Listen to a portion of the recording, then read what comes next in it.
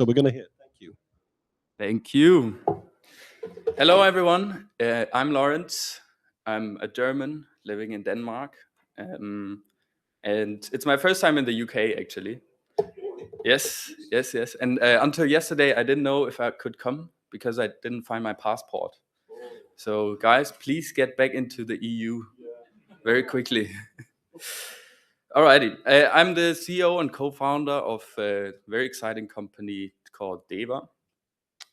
We rolled out the biggest private aligned wallet in Europe, identity wallet. There's some learnings that we made. We are running on a large scale. I'm going to show you a pretty big number in just a second. And there's some learnings that we had along the way, and I'm happy to share that with you guys. We're not going to go too much into regulation. I'm going to try to keep it as practicable as possible. So very quick and easy, no boring stuff. Everyone feeling good? Can we get a vibe check in here? Is everyone awake? Is everyone excited? Very good. All right. So 160 million age certificates is what we issued this year.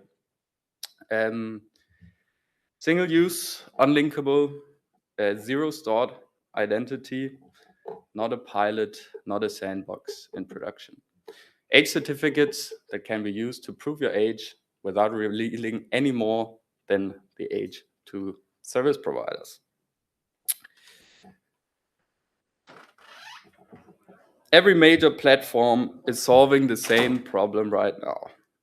DSA in Europe, age assurance code in the UK, state laws in the US, Australia, Germany, IDAS2, all that stuff. The question is not whether age verification is coming. It is coming and is already there. The question is whether it requires surveillance. Most systems today verify age by collecting identity. That is, in our view, backwards. You should be able to prove your age, that you are over 18, without anyone knowing more than that. It taps a little bit into a statement that I made recently that went a little viral, which is that age verification is or should be, in our view, a human right. Whether you're a criminal, not a criminal, old, young, everyone has an age and everyone should be able to prove that. So what did we do in Denmark? We are working, or we got acquired by a company called eBox. And eBox is Denmark's largest national digital postbox. So unlike in Germany, what I was very unused to, receiving physical post by public sector, private, blah, blah, blah. I have loads of paper at home in Germany. Good, I'm in Denmark now. We receive all this post in our digital postbox. And we equipped this postbox with, 5.3 million users with a wallet that carries an eBox ID that has more attributes than just the age and an age certificate.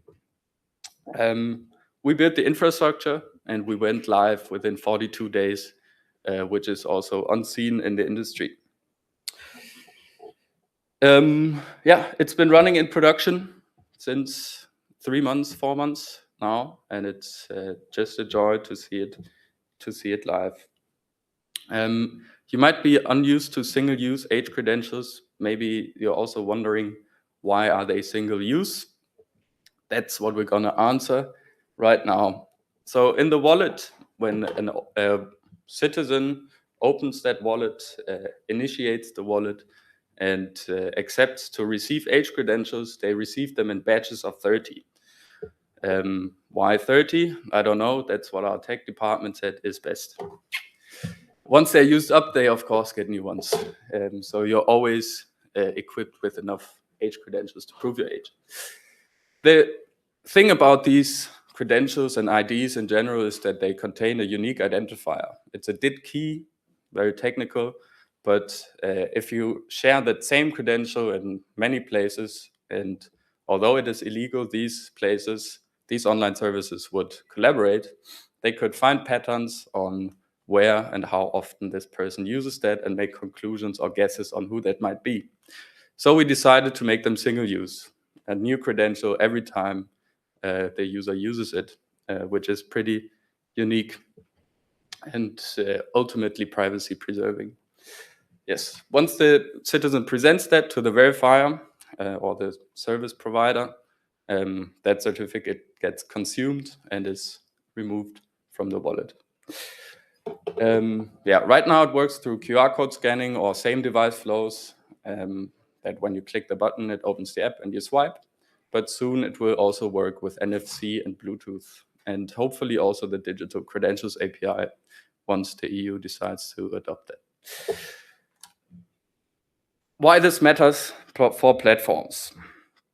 If you are a platform operator in this room, here's what this means for you. First, you stop storing identity documents. No passport scans in your database, no face images, nothing to breach, nothing to leak. The liability drops to zero because the data never enters your system. Second, you cannot build a profile, even if you wanted to. The certificates are unlinkable. 30 age checks from the same person produce 30 independent proofs. That is not a feature, that is the math. Third, this is compliant by design. GDPR data minimization, DSA age assurance, the UK code. You're not balancing compliance against privacy, you get both. Let me show you why current identity infrastructure cannot solve this. Traditional identity systems like MidID in Denmark or BankID in the Nordics route every authentication through a central broker. That broker sees every verification, every login, every age check. It knows where you go, when, and how often. That is not a design flaw. That is how brokers work. They sit in the middle. Is there any brokers here in the room or someone that uses identity brokers? Raise of hands. Yeah, you. Thank you. We also had the presentation earlier, Yoti. They got fined 1 million euros for not handling data correctly. They're fighting that now, so I hope for them they win it. But we see what can go wrong and what damages can be made if data is not handled correctly. Wallet-based identity removes the broker entirely. The user presents credentials directly to the verifier. Nobody sits in between. Nobody aggregates a profile. For age assurance specifically, this is the difference between proving your age and reporting your identity to a third party every time someone asks your age.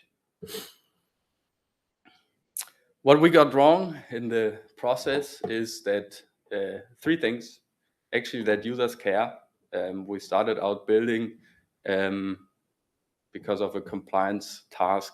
We wanted to make life for our customers better, but it turned out that users actually also care about the solution, which is why we ended up with single-use age credentials and not reusable ones. Privacy preserving age verification is a business lever. This is James Bond. I thought it would be cool to bring up James Bond since we're in the UK. So we found out that because people appreciate services being transparent about using their data and knowing that your data is not being used, it's just an age check and nothing more than that. People use that service more often, more frequently than they would in other places. And a last thing that we realized is kind of the matter of the time companies want to build. I'm curious to learn if that's also the case in the UK, definitely is in Denmark. Companies don't want to rely on other service providers providing the age verification to them. They want to implement their own systems. They want to be in charge of it. They want to have the risk in their own hands. So companies care about it and they want to have their own solutions in place, which is why we are building Dave right now. Dave is an AI agent that implements various different identity verification mechanisms in your platform. It's like Claude vibe coding just for identity.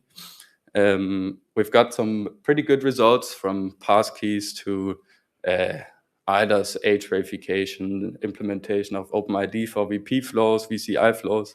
If you're familiar with AI, it's not an LLM, it's an FLM, a focus language model. So it's very much trained on identity-related solutions.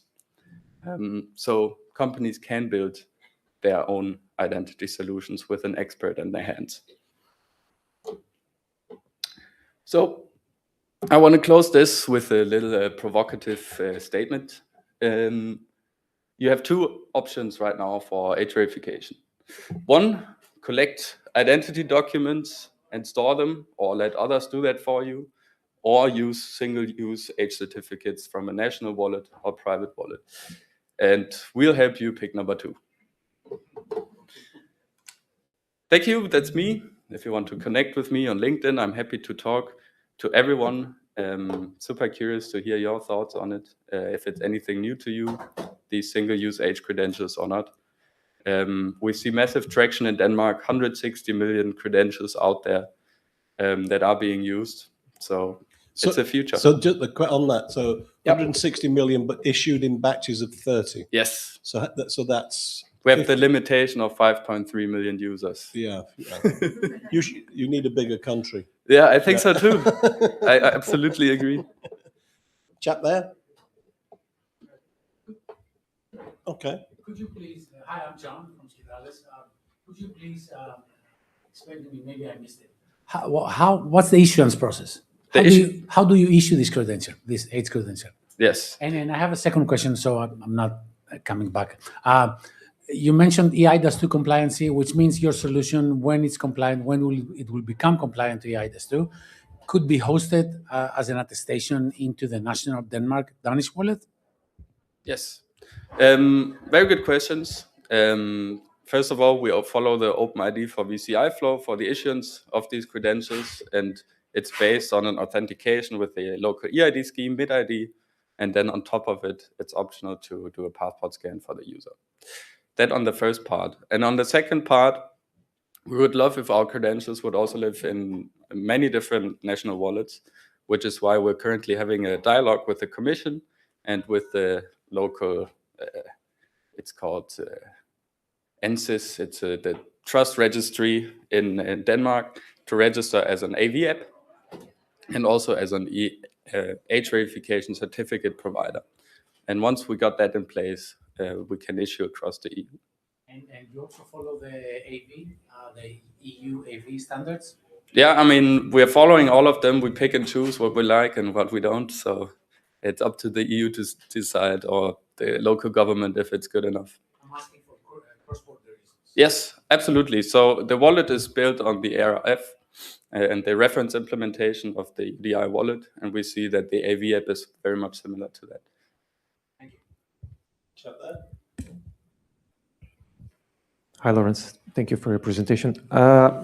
I wonder if you got any concerns or any questions about possible frauds, meaning if you have 30 credentials, you could sell like for €1 each to people that want to use.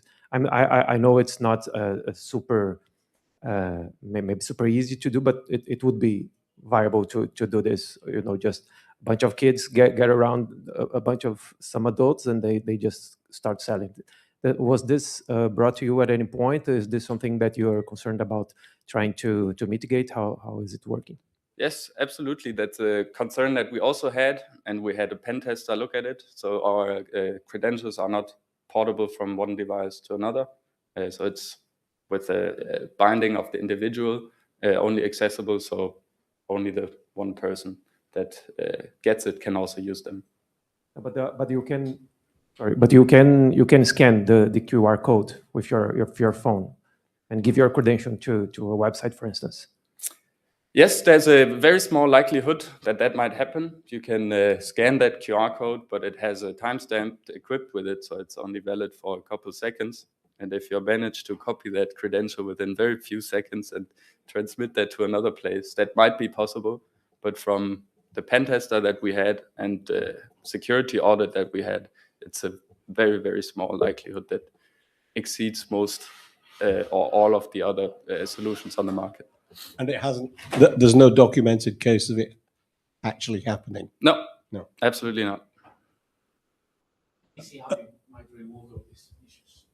Sorry? DC API might remove all these issues. Yes, that's why we would love it to happen. The lady at the back? How would that work with shared devices? Multiple employees using the same device? Yeah, I mean, so far we haven't had people having multiple devices. It's a citizen wallet, and most people use one phone for their wallet. It might become important for the future, but yeah, right now it's not. Three people using the same device. Which is what happens in the global south a lot. Yeah. So, because everything you present is really cool. I'm just thinking of like that scenario. No, that's amazing. It's good to know. I didn't know that about the global south. We are only in Denmark right now, and we are super curious to find out more and expand beyond borders. So I don't want that to be our limitation. So we'll definitely look into that and how we can make that work. So just so I understand the point, what you're saying is that 2 or 3 kids or whatever could all be sharing a single device. Each would be entitled to their own ID or token, but the question is whether or not that's technically possible to have multiple IDs on the same device. Actually, I was thinking more like if someone's older sister or big brother has an ID and then they have younger siblings also using the same phone. I mean, since we will be using remote hardware secure modules, you could just use 3 of them and separate them within the app, or have 3 different apps. But we don't have the solution out there right now, but thank you. The question came up earlier in the Yachty session, and they deal with it, as I understood it at any rate, by time limiting. So each token will eventually die, so you then have to go through a process of re-authenticating yourself. So that would be one. But in your scenario, where it's like a 2-second life scale, that probably wouldn't work. But anyway, interesting to hear that as an issue. Anybody else got a question or a comment? Yep. Hi, I'm Patricia. I'm from MLX, so I'm a journalist covering tech. We just saw today the Ursula von der Leyen announced the EU age verification app. So I was wondering how your solution in Denmark would interact with that, and whether you have any thoughts on this EU solution, because you mentioned a lot of times that you want this to be potentially used by the EU in the future or something similar. So yeah, any reactions to that? So Thank you. I didn't hear the beginning. Who's announced the review? Ursula von der Leyen announced today that there is going to be a EU, well, basically that the app is already ready to implement. So Okay. the EU age verification app is ready for implementation. Yeah. Thank you for the question also, and always good to hear more from Ursula. I don't know who they are, by the way. So could you? Ursula von der Leyen, she's the EU Oh, president. Ursula von der Leyen. Okay, von der Yes. Leyen. Yeah. Okay. Yeah. Yes. So to understand a little bit more context around that, the EU has developed this AV app, right? And we've been talking to them for a while now, but they don't act on the market as a wallet provider or as an app provider, which is why they need public and private sector to collaborate with them to deliver that app actually to the market. And so far, they've been speaking to the local governments of the member states to deliver that solution. In Denmark, they have a more or less good relationship, and others better. But the European Commission also wants private actors on the market to deliver their solution out there. And that's what we're talking to them about right now, to deliver that age verification app as a private provider. I'm just curious. Sorry, can I bring this on you because we need a mic. We've got people online. So. I'm just curious. At what age are ID cards issued in Denmark? Yes. So that happens from 13 to 15. You get your national EID from around 13, I believe, but don't nail me down on that. So we have different attributes above 15, above 16, above 18, above 21, and also your real age. But yeah, I can't guarantee you if it's 13, 14, or 15. Yeah, one of these. So your option is available for children from the age of 13. I mean, that's the limitation right now. They don't, as long as you don't have the EID, you can't get the wallet. Yeah, that's a limitation right now. But we will be transitioning to an IDV solution with liveliness check and passport scan at some point, which should remove that barrier. Any other questions or comments? No. Lorenz, thank you very much. Thank you so much, guys. Bye.